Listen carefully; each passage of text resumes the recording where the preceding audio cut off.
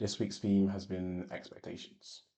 And I decided on this one, largely because I think it's something that runs through my head quite regularly. The idea of what did you expect from the scenario versus how it actually turned out? What did you expect from somebody else versus what they were actually going to deliver or behave in a certain way?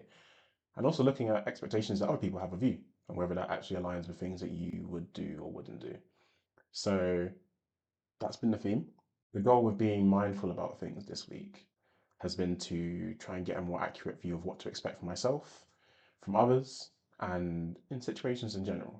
How to get an accurate glimpse of how to assess these things and how to ensure that I don't just set myself up for disappointment, if that is what I'm doing at least.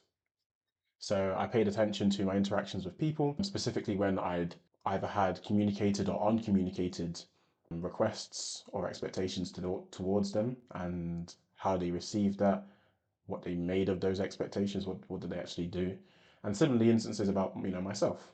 How do I expect myself to act in certain scenarios, and how do I actually end up acting as well? So that's what I paid attention to, and here's the result. Enjoy the poem. Seeds and soil. I hear I have a garden in my heart. So much space, so much room, where life can blossom and bloom. Filled with patches of soil, the largest my own, and others belong to heart connections that beat strong. I have these seeds I want to plant of comfort, hope, novelty, love, stability, ambition, and a way to navigate all the above.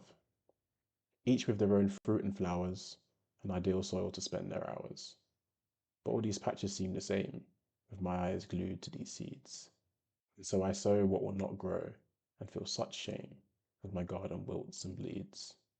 It was easy to curse the patches that refused me what I had entrusted, letting anger and disappointment take my eyes to glare at the barren soil, only to realize for the first time I was looking up from the seeds, at a scene of my own crime. From never bothering to sit or stand next to this soil and learn what it couldn't and could, and if it could, then it likely would, and it was me who should reevaluate exactly where I stood on what I meant to trust. If I had started looking at the soil, I may have saved many seeds from their doom. And if I now look closely where I plant, I trust I can bring what I want into full bloom. Thank you for listening to the poem. And before we get into the reflection section, two things. If you've been enjoying what you've heard so far, please do take the short amount of time to leave a like and potentially subscribe as well. It massively helps, and I'd really appreciate it.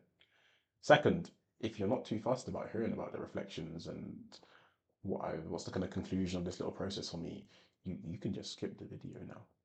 There, there are other videos. It's the first video, so there will be one next week. But this is for like people who are looking at this years down the line. You can just skip past on to the next one if you wish. Anyways, nothing happened. Reflections. So, looking at this poem for expectations, Seeds and Soil was a nice little culmination of looking at and distilling that if you really want to check if your expectations are reasonable, you need to understand the person you're asking it of, the situation that you might be having expectations of, yourself. Seeing if the expectation is reasonable does require a good level of understanding. And if you don't have that understanding, then that expectation is just coming straight from yourself rather than being based in anything that is actually possible. And so a large part of looking at expectations as a theme this week was ensuring that I was evaluating people and situations first, and to ensure that that was the process by which I would then discern whether I could actually expect a particular thing from someone or something. I think in a lot of instances, we can have a really strong desire to plant a particular seed, and that kind of warp our perceptions. And that's running back to that start of the poem where it's having a seed you want to plant first and then being disappointed that the soil couldn't grow what you wanted it to, when realistically you'd allowed that seed, or at least your desire for that seed to kind of sprout and grow, to warp your perceptions of the soil. And I suppose in this, what I learned, partially learned and also kind of reinforced with myself is the something you've probably heard before, which is, pay attention to actions, not words. And I guess I would build on that to kind of encompass situations as well, where you want to pay attention to your facts, not assumptions, to present realities, not just possible futures of things. And it applies to yourself as well. If we talk about not wanting to be disappointed and wanting to have our expectations met, which I think applies for most of us, then we should probably set ourselves up such that we don't get disappointed, and also ensuring that our expectations are reasonable.